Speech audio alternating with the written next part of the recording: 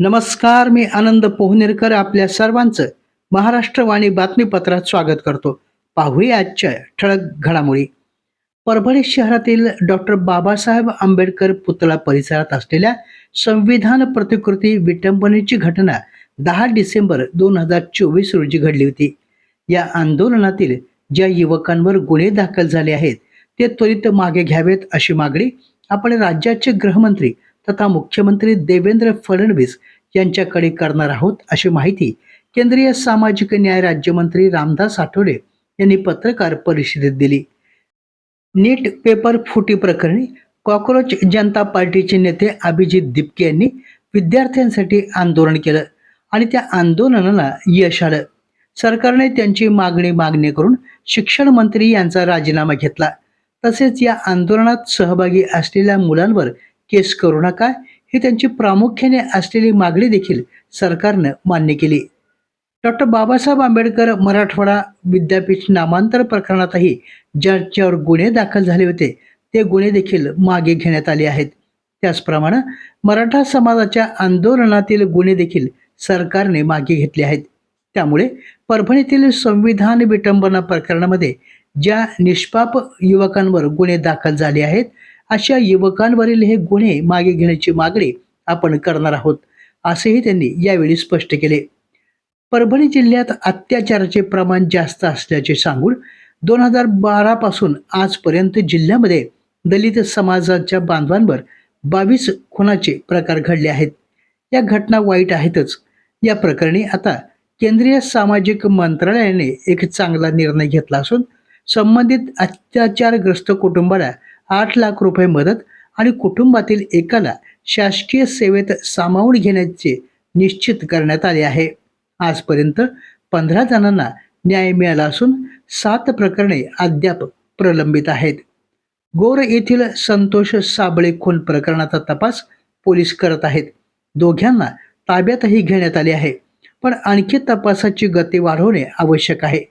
गरज पडल्यास या प्रकरणी आपण मुख्यमंत्र्यांशी चर्चा करून CID चौकशी कशी लागेल या अनुषंगाने मागणी करणार आहोत, असंही त्यांनी यावेळी स्पष्ट केले.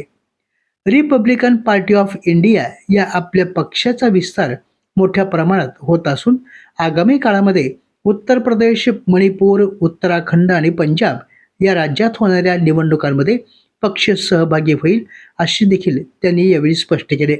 या पत्रकार परिषदेमध्ये DN दाभाडे, डॉक्टर सिद्धार्थ भालेराव, विजय गायकवाड, रानुबाई वायवळ यांच्यासह पदाधिकारी मोठ्या संख्येनं उपस्थित होते. यावेळी बोलताना सामाजिक न्याय राज्यमंत्री रामदास आठवले म्हणाले, आपली कॉक्रोच जनता पार्टी जी आहे, कॉक्रोच जनता पार्टीचे नेते आपले अभिजित दिपके हे आपले हिंगोलीचे प्रॉपर राहणारे आहे. औरंगाबादमध्ये राहिलेले त्यांचे वडील इंजिनियर होते आणि तो अत्यंत अभ्यास असणारा तरुण आहे आणि याच्या अरविंद केजरीवाल यांच्या टीममध्ये तो राहिलेला आहे. सोशल मीडियावर ॲक्टिव्ह असणारा तरुण आहे आणि त्याने आंदोलन जे केलं ते आंदोलन योग्य विषय पकडून त्याने आंदोलन केलं. त्या आंदोलनाला यश पण आलेलं आहे. नरेंद्र मोदी सरकारने त्यांची मागणी, धर्मेंद्र प्रधानचा राजीनामा मागणी जी होती ती मान्य केलेली आहे. त्यांचा राजीनामा घेतलेला आहे.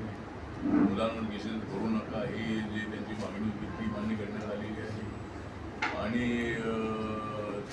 ज्या मुलांनी आत्महत्या केली एक्झाम पेपर परीक्षणानंतर त्या कुटुंबियांना मदत करण्याच्या संबंधामध्ये आश्वासन सरकारने दिलेलं आहे. त्यामुळं त्या आंदोलनाला यश आलेलं आहे. आणि पण आता इथे एक आंदोलन झालेलं होतं आपल्या बाबासाहेब आंबेडकरांच्या पुतळ्यासमोर असणाऱ्या संविधानात अपमान झाला होता. त्याच्यामध्ये अनेक मुलांची केसेस आहेत, अनेक त्याच्यामध्ये आहेत. मी मुख्यमंत्र्यांना भेटू, ज्या काही केसेस आहेत त्या पुरा करण्याचा प्रयत्न मी करणार आहे. मराठा आंदोलनाच्या सगळ्या केसेस पुरा केलेल्या आहेत. आमच्या नामांतर आंदोलनामध्ये अनेक केसेस पुरा केलेल्या आहेत. तर या केसेसला उरड्या कराव्यात अशा पद्धतीने आमची मागणी आहे. आणि बाकी मग आता आमचा रिपब्लिकन पक्ष जो आहे, मी दिल्लीमध्ये असल्यानंतर मला दिल्लीमध्ये तिसऱ्यांदा राज्यसभा जाण्याची संधी मिळालेली आहे. आणि मी काँग्रेस आघाडीमध्ये 3 वेळेला मी लोकसभेत होतो आणि 6 वेळेला मला संसदेमध्ये जाण्याची संधी मिळाली आहे.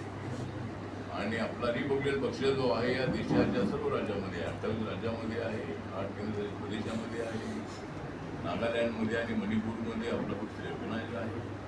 आणि अजून 2 राज्यामध्ये जर आमच्या पक्षाला मान्यता मिळाली तर आमच्या पक्षाला राष्ट्रीय मान्यता मिळेल. आणि रिपब्लिकन ऐक्याचा जो प्रश्न आहे, आता रिपब्लिकन पक्षात ऐक्य होत नाही तोपर्यंत माझा पक्ष मी बरोबर राहणार आहे. ज्यावेळेला ऐक्य होईल त्यावेळेला त्याचा चांगला उपयोग होईल. पण देशामध्ये आपल्याला पक्षाचा पक्ष चांगला विस्तारतो आहे. आणि आता जे 4 राज्याच्या निवडणूक येणार आहे, आता उत्तर प्रदेश आहे, उत्तराखंड आहे, मणिपूर आहे आणि पंजाब आहे. या 4 ठिकाणी RPIच्या शाखा आहेत आणि त्या ठिकाणी सर्व ठिकाणी RPI काही ठिकाणी उमेदवार करणार आहे आणि बाकीच्या ठिकाणी दिल्लीला पाठिंबा देणार आहे. आपल्या जिल्ह्यातील अपडेट बातम्या पाहण्यासाठी आमच्या महाराष्ट्रवाणी या चॅनलला लाईक करा, सबस्क्राईब करा आणि शेअर करा. धन्यवाद.